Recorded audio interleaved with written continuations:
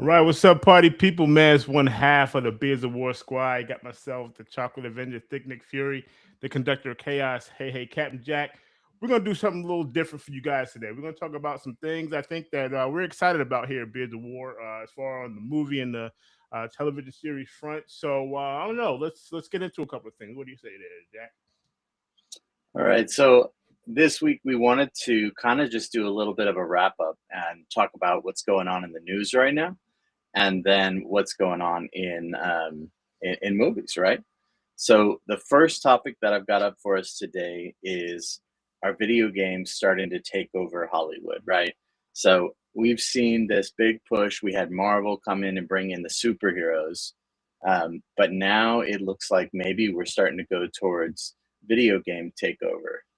So there's some new news out with Michael B. Jordan pushing a Battlefield movie adaptation with director Christopher McQuarrie.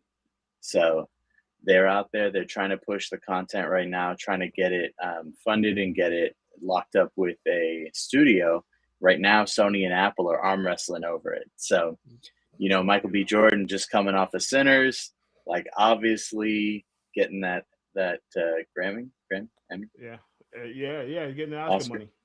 You're getting that Yeah, Oscar money, man, and anything goes. Like you kind of. I think as far as video game adaptations, I mean, we've seen it throughout time. Has it really hit a stride yet? I guess it depends on what you would really consider a video game adaptation, right? You had Assassin's Creed, you've had Doom. There's a few Mario. I mean, Last of Us, Mario Brothers. So that's Mario based off Brothers. video Yeah, games, like Sonic, based off video games. So I think with Battlefield, obviously, it's kind of like your Call of Duty, which I'm surprised they haven't done Call of Duty yet. But it's kind of based on something that you can kind of adapt into real life situations, right? So with Michael B. Jordan at the helm, this is like kind of like a no brainer. He's gonna get the funding. The movie's gonna get the notoriety. So that's kind of like what the winning that Oscar does for you. Any project you're attached to is gonna get greenlit pretty much, right? So he's riding that high. I think Battlefield is a great video game adaptation to kind of jump into that genre with, because you can literally make it your own, and you're talking about countless like sequels, you talk about prequels, all that good stuff for the people who love the game.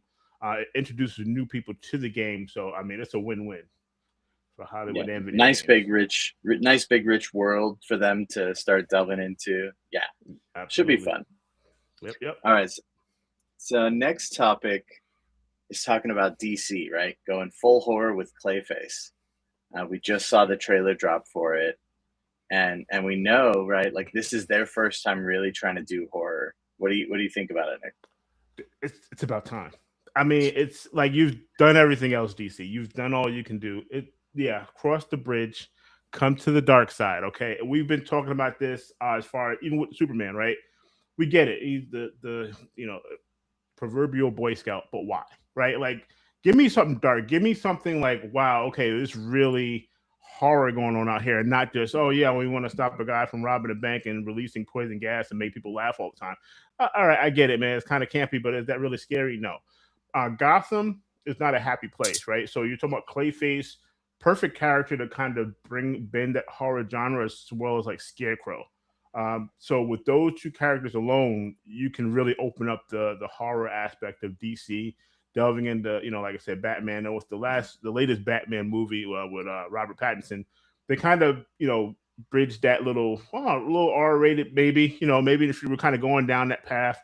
So I think Clayface would be that good bridge to kind of start. And Marvel has already done it. They did it with Doctor Strange, the latest Doctor Strange movie, and it works, right? But DC kind of at this point, like, what do you have to lose? Like you've tried everything else. You've done however many Superman and Batman movies you can do. Go ahead, like cross over into the horror genre. Maybe that might be your end to really producing something worthwhile that people want to come back and see, and that, like, it draws in a new audience. Sometimes that old audience has their limits. Like, okay, I've seen it all. I've done, like, I don't want to watch another one. Right? Make something different while using the characters that people know already. But I think Clayface is going to be good. I'm excited Yeah, for it. horror's not really my genre, but like one of the things I will say is, right, with Marvel kind of having dropped the ball for the last couple of years, it's DC's game to win, right? Like, put it Yeah. up, let's Pick up the go, ball let's and see run what with it. happens. Yeah, Right. yeah. Right. All right, cool. So, for those people who are into reality TV, this one is kind of silly and funny. There's a new show just announced called Teen Moms.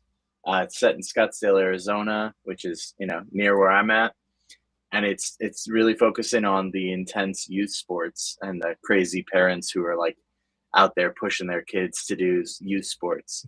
That's funny for me because like this is the first season that we've had with any of our kids where we're putting them through sports. So we've got my nieces going through soccer, and we're showing up, every Friday and Saturday for practice and then the matches. And it's so interesting to see. It's really easy to get competitive. So I don't know, I'm not a huge fan of reality TV necessarily, but I could see this being a really funny kind of setting for a reality TV show. Yeah. I mean, if anyone has children involved in sports, you know how ugly it can get as well. Um, because you kind of live like I say, you live vicariously through your children. And it does push some parents to kind of go a little bit over the top, even on the negative side of it. And it has a psychological effect on your children. So understand why you have your child in that sport to begin with. And it's usually for camaraderie, for exercise, for fun. Don't take that away from them, because you want them to, oh, I want them to, get a competitive sports scholarship or something. Like that's not really what it's about, right? If you're involved in team sports, you tend to do socially better overall. So it has more of a positive impact in that respect than anything else. Um, I think people being naturally competitive, understand that about yourself. Like if you're one of those people who are naturally competitive and like your son's not getting time and oh man he's on the bench, don't go to the game. Just don't. Like hey man, just tell me how the game went. Maybe send an uncle or somebody who's a little bit more patient. Doesn't have as much skin in the game where they're going to be out there like fighting with the coach. And it's just not a good look. It's not a good look for your kids. Not a good look for society because remember your kid you're going to be now known as that parent, right? If that happens, like kids got to change school. I mean, maybe that's on the far end of things, but understand the repercussions of your actions. Try to control that. Like always take that second step before that reaction. All right, what happens next? What's the next step? Take a moment. Just take a moment to think about what is the ripple effect, right? And a lot of times I think we kind of cut that off at reaction. It's like, oh, I didn't even look 2 seconds ahead of that. I probably could have caused a lot more damage just by engaging over something that at the end of the day is going to be trivial. I mean, let's be honest, it's going to be trivial at the end of the day. It's never going to be worth it with the reaction or the fallout that you're going to get, especially now in the social media age. Dude, like it's crazy out there. So just man, be supportive of your kids, man, and understand why they're really there, why they're doing it. But it sounds like a good show. Like I said, of course, like reality TV isn't really reality. There's a lot of editing and Yeah, yeah. producing that goes along with it, and for good reason. But yeah, I think it'll be a good watch. Yeah, it's interesting. I just got to do a pre-screening on a film called Fight Kids, and it's a documentary about a I don't know if he's a boxer or if he's like an MMA fighter. I think he's an MMA fighter. Um, but it's a documentary, so it's true story about a kid who's out there fighting in MMA, and we definitely see one of the characters who's the father or father figure at least. I don't know if he's his father. He may be a grandfather. It's not really made clear in the film, but there's a parental figure who's heavily invested in the kid's success, Hmm. and this is a Olympic like this is a prize fighter, right? So he's ranked at least nationally. I don't know about globally, but he's ranked nationally. And the film is called Fight Kid. I got to see a pre-screening of it. It's definitely a cautionary tale of Mm. like how it is for for kids out there when they've got a parental figure who's really pushing them hard. Yeah, it's I already remember pressure enough. watching it as a Yeah. as a father. I was pretty kind of honestly pissed at the parental figure because of the energy he was throwing at his kid. But cool short documentary that's coming out soon. I'll be curious to see how that turns out and how it gets received. But kind of a similar concept to Teen Moms, other than it's not I think there'll be a few more laughs in Teen Moms than there was Okay. in Fight Kid. Oh yeah, absolutely. Because like you said, man, and when they start living through that child, that's another level of pressure, right? So your kid already wants to do well, he already doesn't want to lose, and then you put the pressure of disappointment or disappointing someone else, and that's usually And the heaviest burden. That's the heaviest burden is not failing yourself; it's failing people who depend on you. There's nothing better. There's nothing worse. There's nothing worse than that. It's failing and people there's that want you to succeed. impressions. Yeah, there's impressions in this film that the family kind of could use the financial win, right? Hmm. Because when he wins the belt, he gets a The prize, money, right? right? And so like it's a little exploitive for sure. Oh So yeah. yeah. Okay. All Yeah, right. Fight Kid. Yep. Well, let's see. So streaming wars are still happening, right? So we've still got lots of different stuff coming out. We've got Apex. I don't know if you've seen that one. That's that No, I haven't new seen Apex. Charlize What? Theron. It's a new Charlize Theron Oh, that's all I uh, need to hear. I'm in. coming out. What Right, time? right. What channel? Like what streaming on what? Why do I not know Uh, this? let me check it out. Let me check it out. Yeah. It's Okay. Now I do know Apex of streaming. Spider-Noir, starring Nicolas Cage. It's going to be starting, I believe, in the end of May on MGM Plus. And Spider-Noir's character kind of derived from the Spider-Man in the multiverse. Spider-Man in the multiverse. Which one was it? In the It's the first Spider-Verse, isn't animated. it? Yeah, there you go. Spider-Man into the Spider-Verse, Yeah, yeah. uh, which is a very good animated film, by the way. And that's kind of like where that character kind of started from, and for the television show. And Nicolas Cage, man, like I don't think that dude turns down any roles, but I'm interested to see how that is. I do think it's going to be interesting. Like I said, it's a different viewpoint of a Spider-Man character, so that multiverse thing, the whole different universe, it just, I mean, there's endless things endless ways you can go with it. I mean, But yeah, uh, Spider Noir is such an interesting envisioning of Spider-Man because dude carries a gun and like kills the bad guys. So hmm, like we've got a couple of rules that normally apply to your friendly neighborhood Spider-Man that are definitely being pushed in this genre. So yeah, should be really definitely. interesting. Yeah. And film Okay. noir is always an interesting category for that anyway. So this will be like what? I think it takes place in the 40s or the 30s. Yeah, it's one of those black and white eras. Like Yeah, yeah. that's really, the detective in the office, and the dame, as they call them. Yeah. Hmm. Yep. Yeah. Apex will be on Netflix. Okay. So yeah, so you can check it out there. And actually it looks like it is on Netflix now. So you can just tune in and stream it now if you want to check Okay. it out. Yeah, it says something about her being a grieving woman who becomes the target of a ruthless hunter. All right. Played by Taron Egerton. Okay. Hey, you hunting Charlize Theron? I want to know why. I'm definitely down to check it out. I mean, I get it, but you trying to do harm? It's not good. That's not cool, bro. But I love Charlize Theron. Egerton's a good actor too. Like I've seen him in a couple of things. I enjoy his acting. If for a Netflix film, why not? We suffered through worse, Yeah, I'm for sure. sure. So I'd watch it. I'm gonna check that out. I'm gonna check that out. Absolutely. Yeah.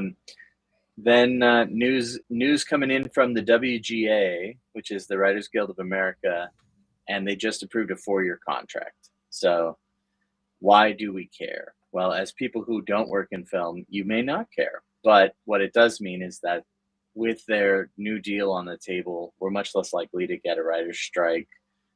They've just locked in a new concept, so we shouldn't have any of the delays that we saw post COVID when WGA and then the Actors Guild Mm. all went on strike, and it really delayed all of the films. So And I think we're they still suffering, if I'm being honest. Like some of these films, I just like you can tell they started out one way and then it's like, all right, man, wrap it up, have Chat GPT finish it or something.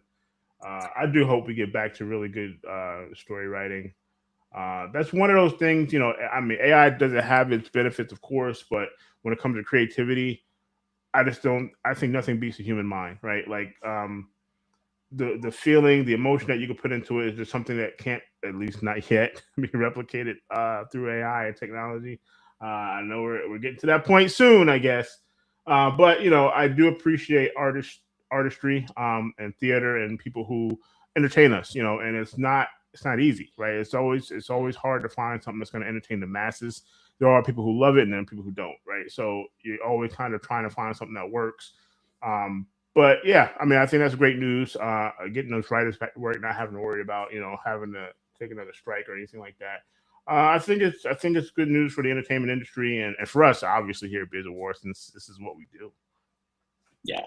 Yeah. I mean, I was on a call this morning with the art of documentary community, and they had Derek Cianfriends on. And those who don't know, Derek Cianfriends is a great writer and director and producer. He just did Roof Man, which Channing Channing Tatum, huh? Tatum. Okay. Yeah, yeah. So pretty cool film. Also, several other films that he was in, or that he wrote or produced or directed. And one of the things that I appreciated about his perspective was he uses documentary processes, right? Like the way that he films, the way that he shoots. Like he told a story about how um, for filming, oh, what is it called? It's called Blue. Give me one sec. I need to look Hmm. it up. The name of the film is called Blue Valentine, and in Blue Valentine, you had Ryan Gosling and Michelle Williams, and so in Blue Valentine, um, he was he had done some like documentary style prep with it. So Ryan Gosling, he went to Derek went to Ryan and was like, "Hey, who do we need, or what kind of character, what kind of special talent do you think this character would have? And then also, what kind of special talent do you have that isn't widely known?" Right. And so they talked about it, and Ryan was like, "Well, I think he's going to play a musical instrument. I think he's going to play ukulele." And Derek was like, "Really, ukulele?" For all and the and instruments. Ryan was like, "I can play ukulele." So he's like, "Okay, don't tell anybody that you play ukulele. Don't ever mention it in front of Michelle." And then he went to Michelle, and he was like, "Hey, do you have any special talents? We're looking for a special talent for your character to have." And she's like, "I used to tap dance." And he's like, do people know this? And she's like, "No, it's not really that well known. I've certainly never told Ryan." I was like, "Okay." He's like, "Don't tell Ryan that you tap dance." And then when they went to film a specific scene in in Blue Valentine, they both witnessed each other doing this special talent for the very first time. And he said it was so great. And they filmed it, and they filmed it handheld. And in the first interaction where they both witnessed this for the first time, there was this magical moment that happened. But the Hmm. DP didn't really love that it was handheld because there was some motion.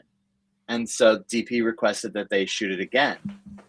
You didn't get the same moment, right? Right. Yeah. And Yeah. so they used the original moment with all of the shaky cam and all of the handy cam, right?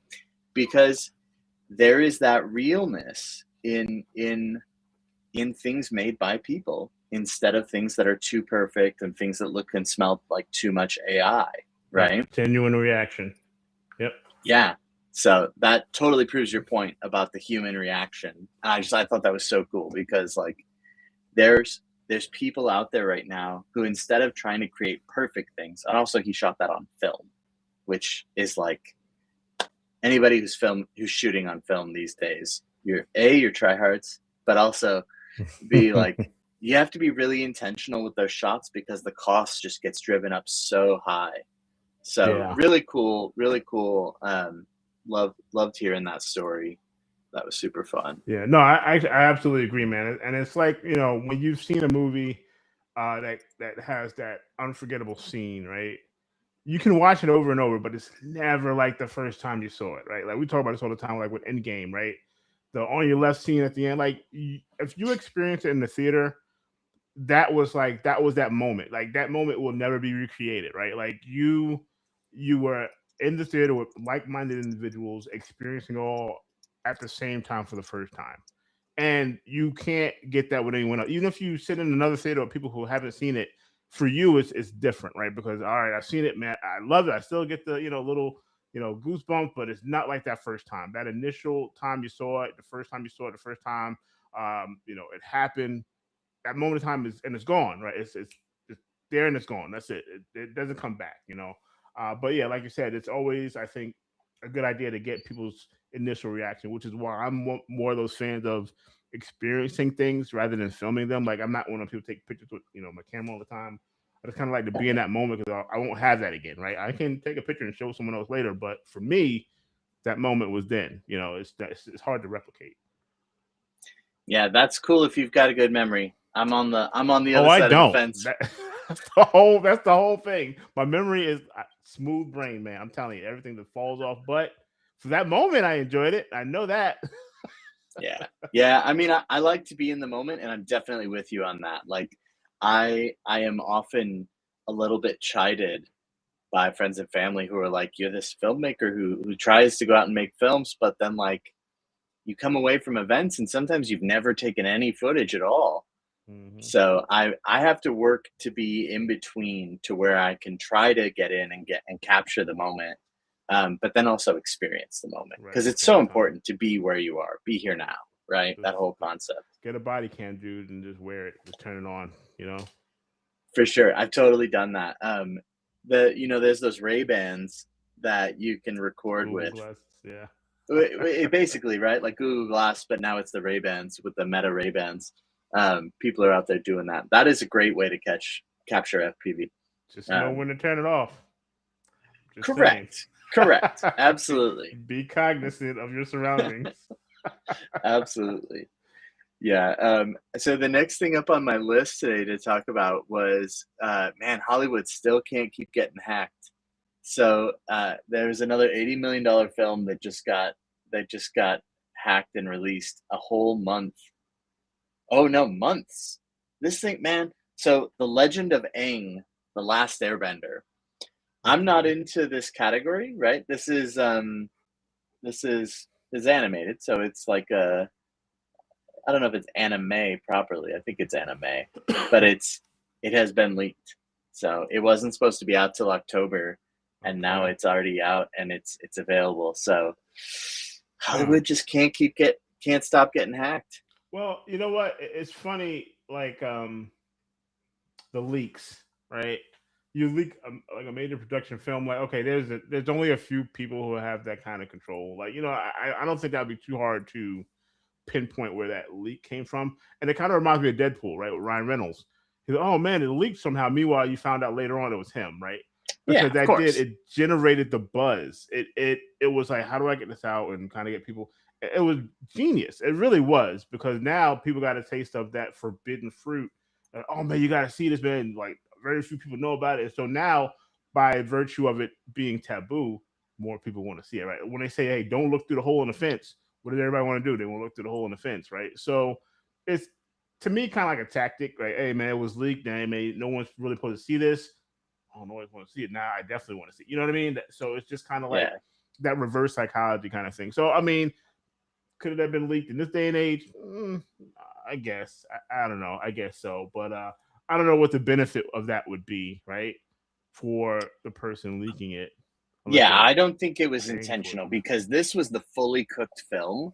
Mm-hmm. Whereas, like with the Ryan Reynolds thing, that was the script.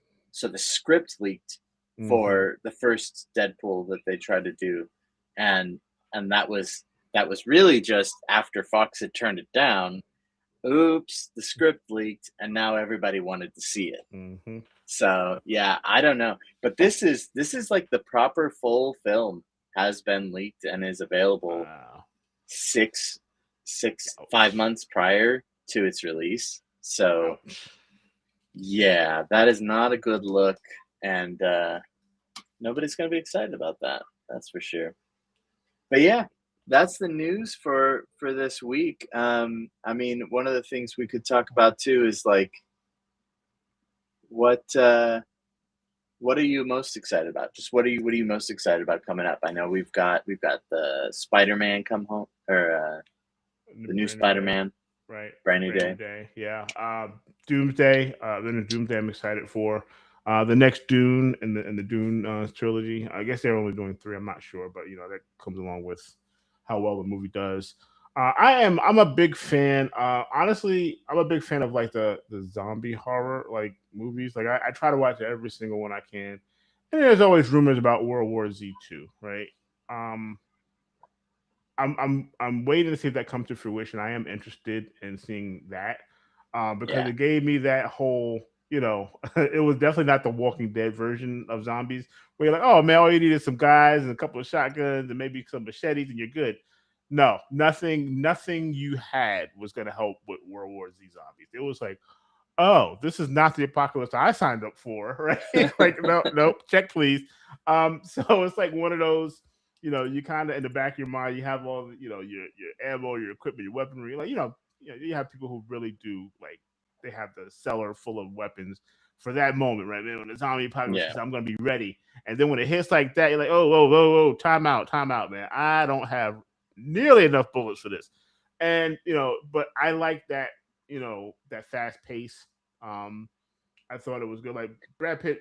I mean, you don't really need a big name actor for a zombie movie or like that type of apocalypse type movie. But I mean, I guess it helps. But I'll take it. I'll take a World War Z2. I don't know if there's any production dates or anything for that, but I do know that it was in the work. So that's kind of like what I'm looking forward to. yeah. World War Z, I really liked that. I thought the concept with it was so much more interesting than some of the other stuff, right? Like it was. I feel like we had a real proper storyline to it. Hmm. That was so good. Like some of the. I mean, obviously, like with the Pedro Pascal